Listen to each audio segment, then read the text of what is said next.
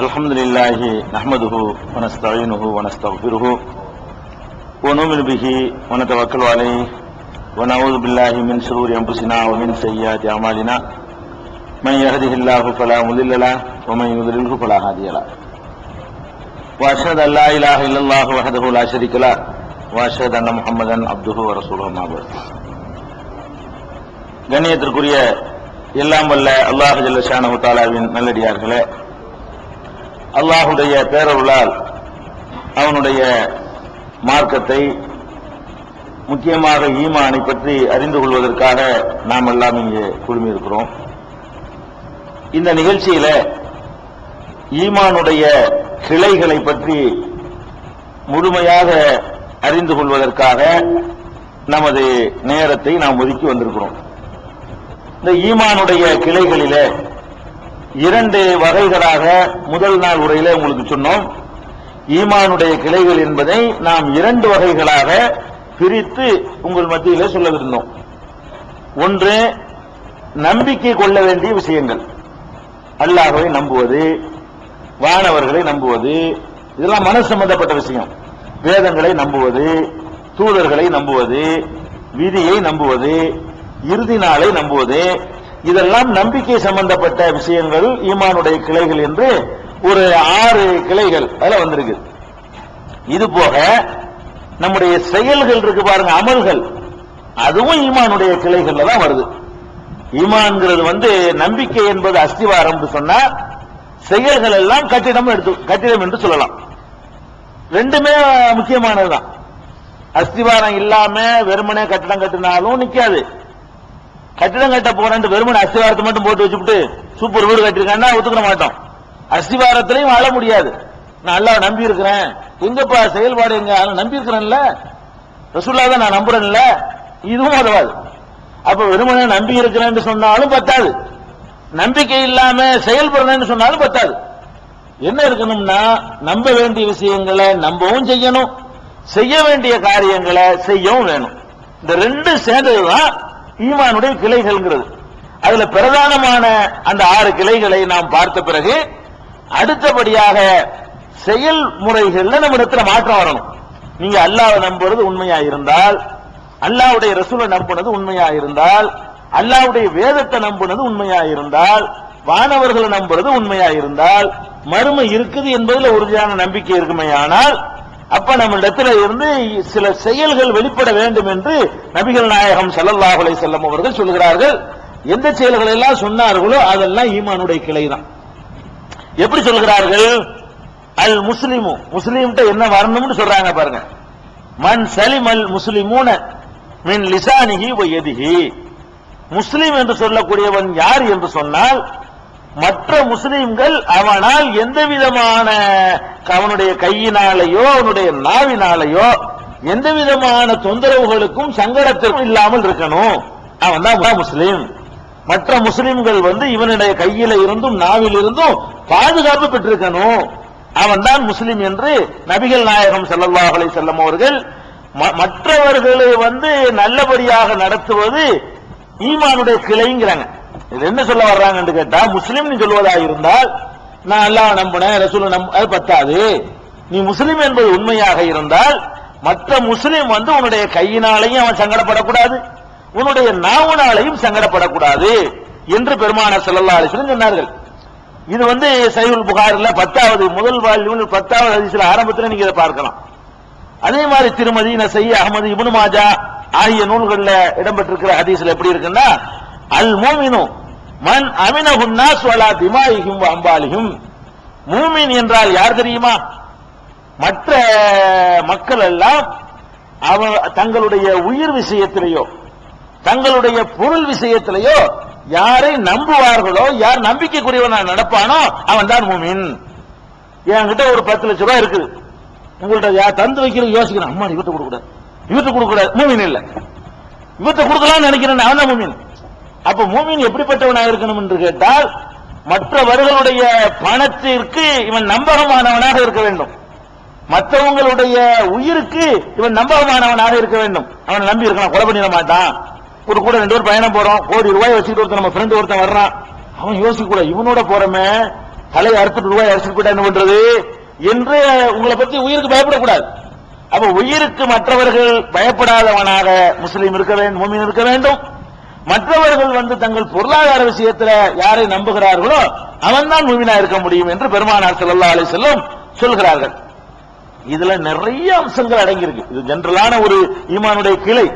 அதாவது ஈமானுடைய கிளையில இந்த கிளை என்ன சொல்லுது என்று கேட்டா, உன்னால அடுத்தவனுக்கு சங்கடம் வரக்கூடாது, உன்னால அடுத்தவனுடைய உயிருக்கு பயம் வரக்கூடாது, உன்னால அடுத்தவனுடைய காசுக்கு பங்கு வரக்கூடாது. இப்படி நீ நடந்து கொள்வாயானால் நீ தான் மூமினு. இதான் ஈமான்ங்கறாங்க. ஈமானுடைய ஒரு அம்சம். அல்லாஹ்வை நம்புறது மட்டும் ஈமான் இல்லப்பா, ரசூலை நம்புறது மட்டும் ஈமான் இல்ல, மற்றவனோட உனக்கு உள்ள உறவுகளும் ஈமான தீர்மானிக்கும் என்று பெருமானார் ஸல்லல்லாஹு அலைஹி வஸல்லம் இது சொல்றாங்க. இதனுடைய விரிவாக்கமாக பல சந்தர்ப்பங்கள்ல சும்மா மொட்டையா சொல்லிட்டு போனால் நமக்கு ஏறாது. அதுக்காக ரசூல் ஸல்லல்லாஹு அலைஹி வஸல்லம் அவர்கள் எதையுமே இந்த மூடலாவெல்லாம் சொல்ல மாட்டாங்க.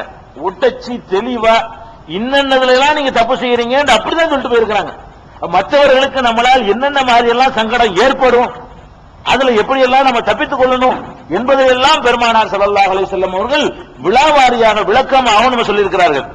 பெருமானார் ஸல்லல்லாஹு அலைஹி வஸல்லம் அவர்கள்ட்ட சொல்லும் பொழுது, அந்த காலத்துல சஹாபாக்கள் இஸ்லாத்தை ஏற்ற உடனே ரசூல் ஸல்லல்லாஹு அலைஹி வஸல்லம் அவங்கள்ட்ட உறுதிமொழி கொடுத்தாங்க. பையத் உறுதிமொழி, அல்லாஹ்வுடைய தூதருக்கு உறுதிமொழி செய்யலாம். அதுக்காக இப்ப போய் யார்ட்டும் பையத் செய்யக்கூடாது. அல்லாஹ்வுடைய தூதருக்கு உள்ளே சிறப்பு தகுதி அது. என்ன பையத் செய்வாங்கன்னு கேட்டா, தொழுகையை நாங்கள் நிலைநாட்டுவோம், ஜக்காத்தை கொடுப்போம் என்று பையத் செய்யும் பொழுது பெருமானார் ஸல்லல்லாஹு அலைஹி வஸல்லம் அவர்கள் சேர்த்து சொல்லிக் கொடுப்பார்கள், ஒன் நுஸ்ஹ லிகுல்லி முஸ்லிமின், ஒவ்வொரு முஸ்லிமுக்கும் நான் நன்மையே நாடுவேன் சேர்த்து சொல்லுங்கிறாங்க. அவரு பையத் செய்யறவர் என்ன செய்யறாருன்னு கேட்டா, நான் தொழுகை நிலைநாட்டுவேன், நோன்பு ஜக்காத்தை கொடுப்பேன், நான் உறுதிமொழி தர்றேன் அப்படின்னு சொல்லும் பொழுது பெருமானார் ஸல்லல்லாஹு அலைஹி வஸல்லம் எதையும் சேர்த்து உறுதி வாங்குவாங்கன்னு கேட்டா, அல்லாஹ்வுக்கு செய்யறதும் கரெக்டா செய்யறங்கறார்ல அப்படின்னு விட மாட்டாங்க. எதையும் சேர்ப்பாங்க, எல்லா முஸ்லிமுடைய நலனையும் நாடுவேன், மற்ற முஸ்லிம்களுடைய நலனை கருத்தில் கொள்வேன், அதற்கும் நான் உங்களிடத்தில் உறுதிமொழி தருகிறேன் என்று சஹாபாக்கள் எல்லாம் உறுதிமொழி எடுத்ததாக சஹீஹுல் புகாரியில பாத்தீங்கன்னா 57, 58, 524, 1401, 3157, 2714, 2715, 7204 ஆகிய இடங்கள்ல எல்லாம் புகாரில் ஒரு நூல்ல இடத்துல இருக்கு இந்த செய்தி. அதாவது பிற முஸ்லிம்களுக்கு நான் நலனையும் நாடுவேன் ரசூலுல்லாஹ்ட்ட உறுதிமொழி கொடுக்கும் போது தொழு வேண்டும் மட்டுமா கொடுத்தா ரசூல் ஸல்லல்லாஹு அலைஹி வஸல்லத்துக்கு பத்தலாது, எதையும் சேர்த்து வாங்குறாங்க. முஸ்லிம் அத்தனை பேருக்கும் நான் நன்மையை நாடுவேன், நலம் நாடுவேன், மற்றவங்களுடைய நலனை கவனத்தில் கொள்வேன். இது நம்மள்ட்ட இருக்கான்னு யோசிச்சு பார்க்கணும். மற்றவங்களுடைய நலனை, நம்ம சுயநலத்தை தவிர வேற ஏதாவது நம்மள்ட்ட இருக்குதா? அப்ப மற்றவர் நலனை, மற்ற முஸ்லிமுடைய நலனை கவனத்தில் கொள்வேன் என்று யார் நடக்கிறானோ அவன் தான் நீ மூமினு, அவன்கிட்ட ஈமானுடைய கிளை வந்துருச்சு, கிளை விட்டுருச்சுன்னு அர்த்தம். இது சொல்றாங்க. பெருமானார் ஸல்லல்லாஹு அலைஹி வஸல்லம் அவர்கள் இந்த பிறர் நலம் நாடுதல் என்பதை அதையும் பல முனையில் விளக்குறாங்க. பிறர் நலம் நாடுதல் என்று சொன்னால் அது எப்படி எல்லாம் இருக்க வேண்டும் ரசூல் ஸல்லல்லாஹு அலைஹி வஸல்லம் சொல்றாங்க. மேலே இருந்து வர்றாங்க, தலையிலிருந்து ஒருவனை அல்லாஹ் ஒரு பொறுப்பில் அமர்த்தி விடுகிறான். பொறுப்புல அமர்த்தினவனுக்கு அதிகமான பேருடைய நலனை நாட வேண்டிய அவசியம் ஏற்பட்டுருது. பொறுப்புல இல்லாதவனுக்கு இருக்கிறதை விட பொறுப்புல இருக்கிறவனுக்கு கூடுதல் சுமை. 50 பேருடைய நலனை அவன் தான் நாட வேண்டியதா இருக்கிறது. ரசூல் ஸல்லல்லாஹு அலைஹி வஸல்லம் சொல்றாங்க, எவன் ஒருத்தன் அல்லாஹ் பொறுப்பையும் ஒப்படைச்ச பிறகு அவன் மக்களுடைய நலனை நாடாமல் நடக்கிறானோ அவன் சொர்க்கத்தின் வாசனையை கூட நுகர மாட்டான். மூமினா தான் இருக்கிறானா, அவன் அல்லாஹ் நம்புறானா, ரசூலை நம்புறானா, வேதத்தை எல்லாம் நம்புறான், நம்ப வேண்டிய அந்த 6 விஷயத்தையும் கரெக்டா நம்புறான், வேற வேற காரியங்கள்லாம் செய்யறான். ஆனா அவன்கிட்ட என்ன இல்ல, தான் பொறுப்பில் இருந்து கொண்டு அந்த பொறுப்புல இருந்தால் என்னென்னலாம் செய்யணுமோ அதை செய்ய தவறுனானால் லம் யஜிது ராயிஹத்தல் ஜன்னா, சொர்க்கத்தினுடைய வாடையை கூட அவன் நுகர மாட்டான் என்று சஹீஹுல் புகாரியில 7150வது ஹதீஸில் நீங்கள் பார்க்கலாம். அப்ப நலம் நாடுதல் அது எதுக்கு சொல்றாங்க, அடுத்தவருடைய நலம் நாடாட்டி சொர்க்கத்துக்கு போக மாட்டேங்கிறாங்க. பின்னாடி வேண்டா போவாங்க, கொஞ்சம் அனுபவிச்சுட்டு முதல் கட்டமா போக மாட்டாங்க. ஏன்னா கடுகளை ஈமான் இருந்தாலும் பின்னாடி வந்துருவான் இருக்கிறதுனால இது எப்படி புரிஞ்சுக்கிறேன்னு எடுத்த எடுப்புல அவன் போக மாட்டான் என்று இந்த ஹதீஸும் சொல்லுகிறது. அதே மாதிரி பெருமானார் ஸல்லல்லாஹு அலைஹி வஸல்லம் சொல்றாங்க, மாமின் அமீரின் எலி அம்ரல் முஸ்லிமீன், சும்மலா யுஜிஹிது லஹும் வ யன்ஸஹு இல்லாலம் யதுகுல் மஅஹுமுல் ஜன்னா. ஒரு அமீர், ஒரு தலைவன் முஸ்லிம்களுடைய காரியத்திற்கு பொறுப்பேற்றுக் கொண்ட பிறகு அவர்களுக்கு எந்த சிரமத்தையும் தராமல் அவர்கள் நலனையே நாடுவானையானால் அவர்களுடன் சேர்ந்து இவன் சொர்க்கம் செல்லாமல் இருப்பதில்லை. செய்யலன்னா நரகம் போவான்னு சொல்றாங்க, ஒழுங்கா நடந்துட்டான்னு வைங்க, இவன் சொர்க்கம் போகாமல் இருப்பதில்லை என்று பெருமானார் ஸல்லல்லாஹு அலைஹி வஸல்லம் சொன்னது சஹீஹ் முஸ்லிம்ல 205வது ஹதீஸ்ல இருக்குது. நலம் நாடுதல். நலம் நாடுறதுன்னா இங்க இருந்துகிட்டு அமெரிக்காவில் உள்ளவனுடைய நலம் நம்ம நாட முடியாது. ஏதான் நாட முடியும்? நமக்கு பக்கத்துல உள்ளவன், நம்ம தெருவுல உள்ளவன், நம்ம அடுத்த வீட்டுக்காரன், நம்ம ஊர்ல உள்ளவன், அப்படி தான் வட்டம் போட்டு தான் ஒரு மனிதனால ஒரு நன்மையை நாட முடியும், அவர் ஏதாவது செய்ய முடியும். அப்ப ரசூல் ஸல்லல்லாஹு அலைஹி வஸல்லம் சொல்றாங்க, குல்லுக்கும் ராயின், உங்களிலே ஒவ்வொருவரும் பொறுப்பாளிகளாக இருக்கிறீர்கள். பொறுப்பு இல்லாத யாரும் உலகத்துல கிடையாது. நம்ம என்ன நினைக்கிறோம்? ஒவ்வொருத்தரும் சுயநலவாதியா இருக்கிறான். எல்லா மனிதனுமே பொறுப்பு சுமத்தப்பட்டவனாகத்தான் இருக்கிறான். அந்த பொறுப்பு பற்றி நீங்கள் விசாரிக்கப்படுவீர்கள். உங்கள் பொறுப்புக்கு கீழே உள்ளவர்களை பற்றி விசாரிக்கப்படுவீர்கள். ஒரு கடையில ஒருத்தன் வேலை செய்யறான்னா அவனுக்கு முதலாளி பொறுப்பாளியா இருக்கிறான். வேலை செய்யறான் அவன் பொண்டாட்டி பிள்ளைக்கு பொறுப்பாளியா இருப்பான். அவன் பொண்டாட்டி இருக்கால புள்ள குட்டிகளுக்கு பொறுப்பாளியா இருப்பான். அப்ப பொறுப்பாளியா இல்லாம யாருமே இல்ல. உங்க வட்டத்துக்கு கீழே யாரெல்லாம் வர்றாங்களோ அவர்கள் நலனை முதலில் நாட வேண்டும். அதை கரெக்டா அந்த கடமை செஞ்சிடணும். உங்களுக்கு கீழே வர்றவங்களுக்கு என்னென்ன கடமை செய்யணும்னு உங்களுக்கு மார்க்கம் சொல்லுதோ அதையெல்லாம் செய்யணும். ரசூல் ஸல்லல்லாஹு அலைஹி சொல்றாங்க, ஃபுல் இமாமு ராயின், இமாம் இருக்கிறார ஜனாதிபதி, அவரும் பொறுப்பாளர். ஒஹு மசூலும், அது பற்றி அவர் விசாரிக்கப்படுவார். ஒரு ரஜுலு ராயின் அலா அஹ்லிஹி, ஒரு ஆண் மகன் அவனுடைய குடும்பத்தாருக்கு பொறுப்பாளன். அவன் வேலைக்காரனா இருக்கட்டும், முதலாளியா இருக்கட்டும், கூலி தொழிலாளியா இருக்கட்டும், அவன் யாராவது இருக்கட்டும், பணக்காரனா இருக்கட்டும், ஏழையா இருக்கட்டும், ஒரு ஆண் மகன் தன்னுடைய குடும்பத்திற்கு பொறுப்பாளி. ஒஹு மசூலுன், அது குறித்து அவன் விசாரிக்கப்படுவான். ஒல் மர்அத்து ராயியத்துன் அலா பைத்தி ஜௌஜிஹா, ஒரு பெண் கணவனுடைய வீட்டுக்கு பொறுப்பாளி, அது பற்றி ஒஹிய மசூலா, அது பற்றி அவள் விசாரிக்கப்படுவாள். ரசூல் ஸல்லல்லாஹு அலைஹி சொல்றாங்க, உல் அப்து ராயின் அலா மாலி சய்யிதிஹி, ஒரு வேலைக்காரன் முதலாளியுடைய செல்வத்துக்கு பொறுப்பாளி. நம்பி விட்டுருக்கிறாரு, இவன் ஒரு ஆளை வர சொல்லி 1 கிலோக்கு போல 1.5 கிலோ எடுத்து கொடுக்கலாம். வேண்டிய நண்பன் வந்தான்னு சொன்னா 1 கிலோ சீனி கேட்பான். ஆளை பார்த்து 1.5 கிலோ போட்டு பண்டல் கட்டி கொடுத்துடலாம். உன்னை நம்பி தந்திருக்கிறாங்க. நம்ம வேலைக்காரன் தானே பொறுப்பு நினைக்காத. முதலாளிக்கு உன் மேல பொறுப்பு இருக்கிற மாதிரி உனக்கு முதலாளி மேல பொறுப்பு இருக்குது. அவருடைய பொருளுக்கு நீ பொறுப்பாளி. அது பற்றி நலன் நாடுறாங்க பாருங்க. இப்படிப்பட்ட மார்க்கம் பாத்தீங்களா? இதெல்லாம் இருந்தா தான் மூமின். மூமின்கிறவன் இதெல்லாம் இல்லைன்னா வெறும் அஸ்திவாரம் மட்டும் இருக்குன்னு அர்த்தம். இதெல்லாம் இருந்தா தான் கட்டடம், ரூமோ, பெட்ரூமோ, பாத்ரூம் எல்லாம் இருக்குன்னா என்ன இருக்கணும்? எல்லாம் சேர்ந்து வரணும். அப்ப அடுத்தவர் நலன் நாடுதல், பிறர் நலன் நாடுதல், பிறருக்கு இடைஞ்சல் செய்யாமல் இருத்தல், நமக்கு கீழே உள்ளவர்களுக்கு செய்யற கடமைகளை நிறைவேற்றுதல், இதுகளெல்லாம் இருக்க வேண்டும் என்று பெருமானார் ஸல்லல்லாஹு அலைஹி வஸல்லம் சொல்லிவிட்டு அப்புறம் சொல்றாங்க, அலா இன்னும் தெரிஞ்சுக்கிறங்க. எல்லாத்தையும் சொல்லிட்டு இருக்க இயலாது. ஒரு வாத்தியார் மாணவனுக்கு இப்படிலாம் சொல்லிட்டு இருக்க முடியாது. இது 4-5 உதாரணத்துக்கு சொல்லிவிட்டு எல்லாருமே பொறுப்பாளியான்ட்டாங்க. குல்லுக்கும் ராயின், இப்படி சொல்லிக்கிட்டே போல நிறைய சொல்லிக்கிட்டு போகலாம். ஒரு கட்சிக்கு தலைவர், கட்சியில் உள்ள தொண்டர்களுக்கு பொறுப்பாளி சொல்லலாம். ஒரு காலேஜ் பிரின்சிபால் மாணவர்களுக்கு பொறுப்பாளி அப்படின்னு சொல்லலாம். ஒரு தொழிற்சாலையுடைய மேனேஜரா இருக்கிறவர் தொழிலாளிகளுக்கு பொறுப்பாளின்னு சொல்லலாம். ஒரு பஸ் ஓட்டுற டிரைவர் அங்குள்ள பாசஞ்சருக்கு பொறுப்பாளின்னு சொல்லலாம். இப்படியே சொல்லிக்கிட்டு போனா அது ஒரு வால்யூம்ல வந்துடும். இப்ப உதாரணத்துக்கு 5-6 சொல்லிவிட்டு குல்லுக்கும் ராயின், எல்லாம் பொறுப்பாளி தான்.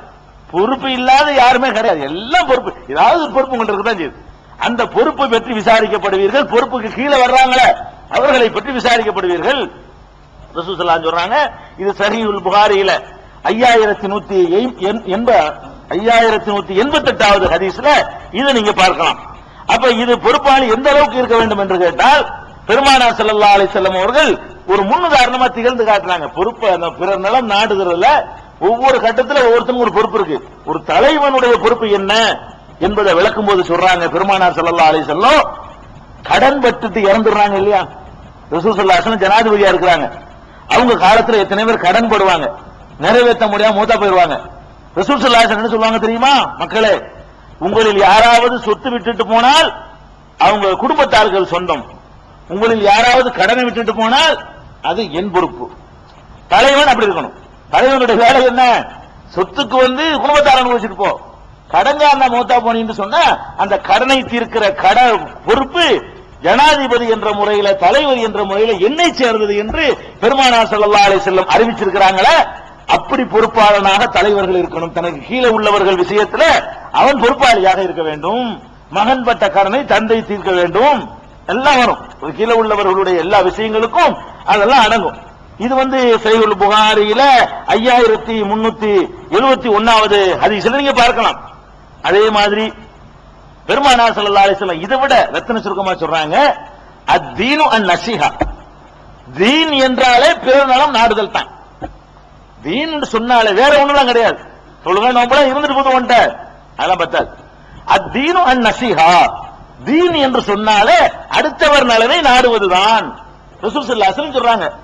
அப்ப சஹாபாக்கள் கேட்கறாங்க, குல்னா லிமன், அடுத்தவர் நலனை எவன் நலனை நாட சொல்றீங்க அப்படின்னு கொஞ்சம் விவரமா கேட்கறாங்க. ரசூல் ஸல்லல்லாஹு அலைஹி சொல்றாங்க, அடுத்தவர் நலன் நாடுவது என்பதுல எதெல்லாம் வரும் கேட்டா, லில்லாஹி, அல்லாஹ்வின் நலனை நாடு, அல்லாஹ் சொன்னபடி கேளு. ஒலி கிதாபிஹி, அவனுடைய வேதத்தின் நலனை நாடு. ஒலி ரசூலிஹி, அவனுடைய தூதர் நலனை நாடு. ஒலி ஐமத்தில் முஸ்லிமீன், முஸ்லிம்களுக்கு தலைமை பொறுப்பை ஏற்றிருக்கிறார்களே அவர்கள் நலனையும் நாடு. ஆமத்தியும், சாதாரண மக்கள் நலனை நாடு. எல்லாம் நாப்பாங்கிறாங்க, எல்லாத்தையும் நலனை நாட வேண்டும் என்று பெருமானார் ஸல்லல்லாஹு அலைஹி வஸல்லம் அதுதான் தீனு. அதை தவிர தீனு இல்லைன்னு சொல்லி சொன்ன ஹதீஸ் சஹீஹ் முஸ்லிம்ல 82வது ஹதீஸ்ல எடுத்தவனே பார்த்தலாம். 100 ஹதீஸ்க்குள்ளே வந்துடும். 82வது ஹதீஸ்ல இதை நீங்கள் பார்க்கலாம். அப்ப முஸ்லிமா இருக்கக்கூடிய நாம் ஈமானுடைய கிளைகளை படர விட நினைச்சோம்னு சொன்னா இந்த மேற்கொண்ட 6 நம்பிக்கைகளுக்கு மேல இவைகளை எல்லாம் அதிகமாக என்ன செய்யணும், அடுத்தவர் நலனை நாடிக்கொண்டே இருக்கணும். நம்ம நலனை நம்மளை பத்தி மட்டுமே சிந்திக்க கூடாது. எல்லாம் நம்மளை சித்தம், நம்முடைய சிந்தனை எல்லாமே எப்படி இருக்குன்னு கேட்டா நம்மளை பத்தி மட்டும் ஒரு வட்டத்தை போட்டுக்கொண்டு அதுக்குள்ளேயே சிந்திச்சிட்டு இருக்காதீங்க என்று சொல்றாங்க. அப்ப அடுத்தவர் நலனை நாடணுங்கிறது ஒரு பொதுவான ஒரு வாசகம். இது எல்லாரும் நிறைய பேர் சொல்லி இருக்கிறாங்க. இது ரசூலுல்லாஹ் மட்டும் சொல்லல. அடுத்தவர் நலனை நாட வேண்டும்ங்கிறது இப்படி ஓரளவு சொல்லிட்டு போயிருவாங்க.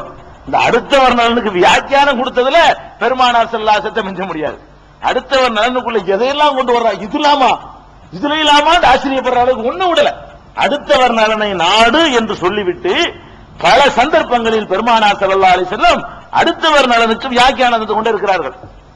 என்ன வியாக்கியானம் தர்றாங்க? பெருமானார் ஸல்லல்லாஹு அலைஹி வஸல்லம் குர்ஆன்ல ஒரு வசனம், குர்ஆன்ல இருக்கு பாருங்க. முதலாவது, நீங்கள் ஒரு கடன் கொடுக்குறீங்க. ஒரு கடன், ஒரு உதாரணத்துக்காக கடன் கொடுக்குறீங்க. கொடுத்தவர் ஒரு டயத்துல தர்றேன்னு சொல்லி தான் வாங்குவார். அப்பதான் நம்மளுக்கு கொடுப்போம். ஒரு மாசத்துல தந்துடுறேன், ஒரு வருஷம் தந்துடுறேன்னு சொல்றாரு. அவர் அல்லாஹ் கிடையாது. கடன் வாங்கினவர் அல்லாவா?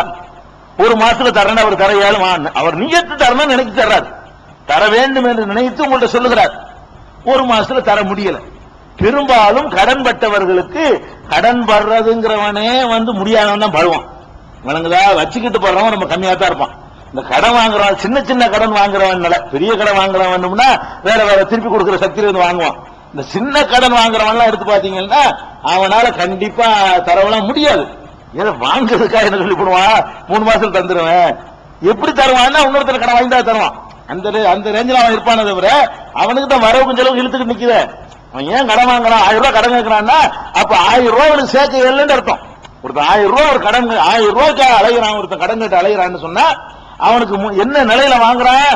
வாங்குற சம்பாத்தியத்திலிருந்து ஒரு 10 ரூபாய் மிச்சம் பிடிச்சி, ஒரு 25 ரூபாய் மிச்சம் பிடிச்சி, ஒரு 1000 ரூபாய் அவனுக்கு சேர்த்து வைக்க சக்தி இல்ல. அதனால இந்த கடன் வாங்குற அளவுக்கு வர்றான். வாங்கிட்டான் கடனை.